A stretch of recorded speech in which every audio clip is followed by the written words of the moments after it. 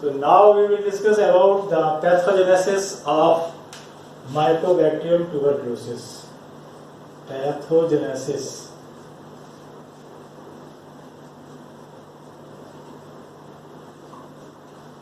And clinical manifestations of this mycobacterium. And the source of this infection is usually in open cases of pulmonary tuberculosis. And the mode of infection is by direct inhalation of aerosolized bacilli. जो हम बात कर रहे होते हैं, छींक रहे होते हैं, खांस रहे होते हैं, उसमें से जो हमारे एरियोल्स निकलते हैं, उनके साथ में ये जब हमारे ट्यूबरकुलर बैसिली निकलते हैं और वो हम इनको अगर इनहेल कर लें, ठीक है, तो हमको ये बीमारी होने के और ये हमको इन्फेक्शन होने के चांसेस रहेंगे. तो इसका mode of infection that is inhalation of droplets expectorated in sputum और in sneezing or in while we are talking. And these airborne droplet nuclei containing bacteria, and that is 1 to 5 micrometer, and enter into the respiratory tract of an exposed individual.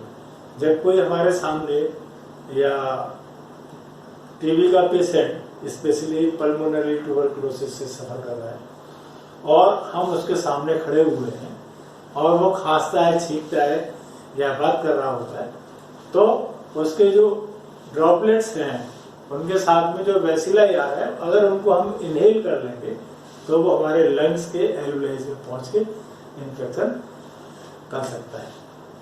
And in case of bovine tuberculosis, the infected cows develop lesions in the udder and bacilli excreted in milk, which can then infect people who drink it raw. मतलब अगर गाय के जो अडर होता है ना, जिससे हम दूध निकाले होते हैं, हिंदी में उनको थन कहते हैं, अगर उनमें कोई लीजन हो और वहां से उस लीजन के साथ में ये ट्यूबरकुलोसिस बोविस आ रहा हो और कोई व्यक्ति उसको कच्चा दूध पी ले, तो उसको संभावना होगी इन्फेक्शन होने. Okay. And the initial infection with mycobacterium tuberculosis is referred is primary tuberculosis और इन्फेक्शन. Primary infection. और दूसरा होता है सेकेंडरी इन्फेक्शन.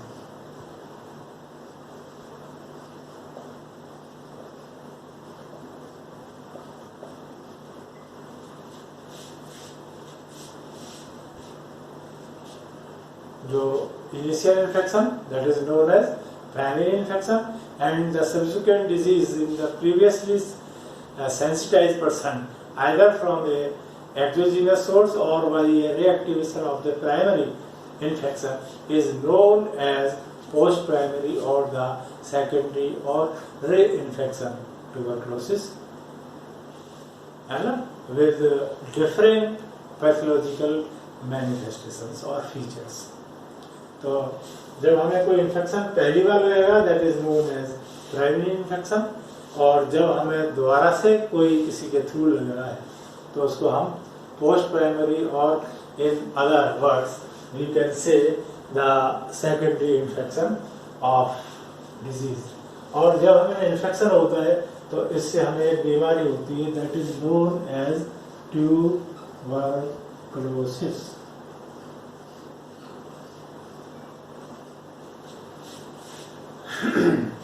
अगर हम इनके सिम्टम्स की बात करें ट्यूबरकुलोसिस की, तो एक तो हमने बताया पल्मोनरी ट्यूबरकुलोसिस, जैसे पल्टल करते हैं अपन, है ना, शॉर्ट पल्टल, पल्मोनरी ट्यूबरकुलोसिस, और इसमें प्रोडक्टिव कफ निकलेगा, ठीक है ना। और अगर हम और बात करेंगे प्राइमरी ट्यूबरक्लोसिस की, तो इसमें प्राइमरी ट्यूबरक्लोसिस स्ट्रक्चरल हमारे एब्नॉर्मलिटीज हो सकती हैं, कफ हो सकता है, फीवर हो सकता है, वीकनेस हो सकती है, और फ्रीक्वेंट हमारा प्रोग्रेसिव वे में हमारा वेट रिड्यूस हो रहा होता है। तो these are the primary symptoms of tuberculosis, ठीक है ना। और जब हमें दोबारा से इन्फेक्शन वगैरह होता है तो हमारा फिर प्रोडक्टिव कफ बहुत ज्यादा होगा, और कफ खांसने पर एक्सपेक्टोरेशन के साथ में ब्लड भी आ सकता है,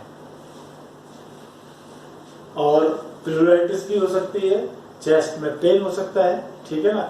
और अगर हम दूसरे सिम्टम्स देखेंगे एक्स्ट्रा पल्मोनरी, मतलब लंग्स के अलग, हमारी मीनिंजिस अफेक्टेड हो सकती है, हमारे जो लिम्फ ग्लैंड्स और लिम्फ नोड्स होते हैं वो अफेक्टेड हो सकते हैं, हमारी बोन एंड जॉइंट्स में भी अफेक्टेड बाय दिस ट्यूबरक्लोसिस, और एंड द जेनाइटल और यूरिनरी ट्रैक्ट भी इन्फेक्ट हो सकता है। और कभी कभी हमारी जो गैस्ट्रोइंटेस्टाइनल सिम्टम्स भी आ सकते हैं, और हम कभी कभी देखेंगे पेट में दर्द लेके आते लोग, तो हम इन्वेस्टिगेट कराते हैं तो वहाँ पर ट्यूबरकुलर वैसिलाई होने के और इन्फेक्शन होने के चांसेस रहते हैं, and that is also known as mesenteric glands, and they are affected by this tuberculosis or Mycobacterium tuberculosis. Now we will discuss about the laboratory diagnosis.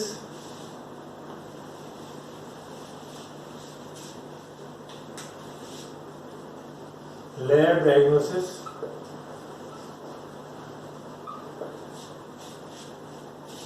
And the definite diagnosis of this tuberculosis is based on microscope, culture, and by animal inoculation test, and demonstration of hypersensitivity to tubercular protein by molecular diagnosis or diagnostic methods. So first of all we like to have specimen जो हम इसका investigate और lab diagnosis करेंगे, that is sputum और laryngeal स्वाब्स और gastric लेवाज। Sputum के लिए हम इसमें पेशेंट को बताएंगे भाई अंदर से खांस के जो एक्सपेक्टोरेशन आएगा वो लेके आइएगा, है ना। तो sputum must consist of pus and mucus, and that must be coughed up from the lungs. ऐसा नहीं खास के, और जो बलगम निकलेगा उसको अपन जांच कराते हैं। And the patient must be instructed that he must cough up the sputum into a clean wide mouth container, and if the sputum is scanty, a 24-hour sample may be collected, and the sputum must be tested for 3 to 4 consecutive days to get the good results. In case when sputum is not available, then we go for laryngeal swabs or bronchial washings. And in special in small children we go for gastric lavage, ठीक है ना। पेट में से mucus लेकर, क्योंकि वो निकल जाते हैं, तो उसके पेट में से जो म्यूकस आएगा वो हम उसकी जांच कराने की बात करते हैं। तो दिस इज द स्पेसिमेन हमारा स्पुटम होगा, ठीक है ना। स्पुटम में बच्चों के मामले में गैस्ट्रिक लवाज वाला, और दूसरा स्कैबिंग्स। And now microscopy, and for microscopy we go for staining, जैसे हमने पहले बताया था कि हम ज़ील-निएल्सन टेक्निक से उसको स्टेन करते हैं, और स्टेन करने के बाद में हमारे जो एसिड फास्ट वेसिलाई होंगे they will be seen in bright red color, otherwise the background will be seen in blue, और ये इसको देखने का तरीका, वो पैथोलॉजिस्ट इसको रिपोर्ट करते हैं 1+, मतलब एक जब हम एटलीस्ट 300 HPF 300 ऑयल इमर्शन में देखते हैं, 300 ऑयल इमर्शन में कम से कम, है ना, ऑयल जो फील्ड होता है हमारा इमर्शन फील्ड, उसमें हम देखेंगे तो उसमें अगर 3 to 9 डेसिलाई हमको दिखाई दे रहा है, 3 to 9 डेसिलाई पर SPF, then it will be the 1+. Okay, जब हमें 10 और मोर दिखाई देते हैं, 10+ दिखाई देते हैं, तो ये 2+. This is the reporting. And जब 10 और ज्यादा दिखाई दे रहे होंगे तो 10+++, तो 3+. दीज आर द रिपोर्टिंग जो हमें पैथोलॉजिस्ट देते हैं. ठीक है. और कंसंट्रेशन मेथड इसी में, इसको हम स्पेसिमेन जब हम मिलता है और तो उसको हम कंसंट्रेट कर रहे होते हैं, किसके लिए, to get the specimen in good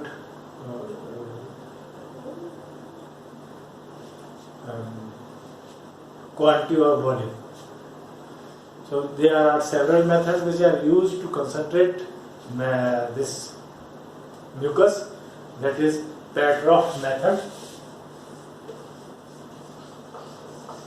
Petrov method.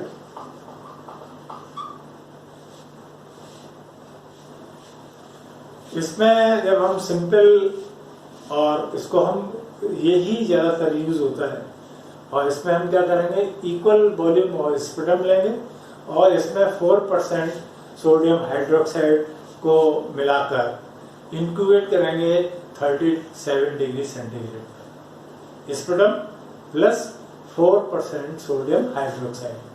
ठीक है. 37 डिग्री सेंटीग्रेड पर इंक्यूबेट करेंगे एंड इसको हिलाते रहेंगे जब तक कि ये पूरी तरह से लिक्विफाई नहीं हो जाए. जो हमारा जो स्पुटम है वो उसमें लिक्विफाई नहीं हो जाए. ओके. और जब लिक्विफाई हो जाएगा तब इसको हम एवरेज जो हमें टाइम लगेगा या इसको लिक्विफाई होने में, वो करीब 20 से 30 मिनट का लगता है. Then it is centrifuged at 3000 RPM, 3000 RPM, है ना. एक मिनट में 3000 चक्कर लगाने वाला हम सेंट्रीफ्यूज कर लेंगे. और द सुपरनेटेड फ्लूइड, जो हमारा ऊपर जो फ्लूइड होगा, हम उसको निकाल देंगे, पोर्ट गिरा देंगे, पोर्ट ऑफ कर देंगे. एंड डिपॉजिट जो होगा उसको हम neutralised by adding 4% 8% hydrochloric acid से हम उसको न्यूट्रलाइज करेंगे. And we use a drop of phenol as a indicator. ठीक है ना. तो ये इसमें 3 प्रोसेस. हम सबसे पहले 4% सोडियम हाइड्रोक्साइड के साथ में इक्वल अमाउंट जो म्यूकस होगा हम उसको लेंगे, 37 डिग्री सेंटीग्रेड पर इंक्यूबेट करेंगे और इसको जब तक हिलाते रहेंगे जब तक कि ये लिक्विफाई नहीं हो जाए. इसके बाद हम इसको सेंट्रीफ्यूज करेंगे 3000 RPM पर.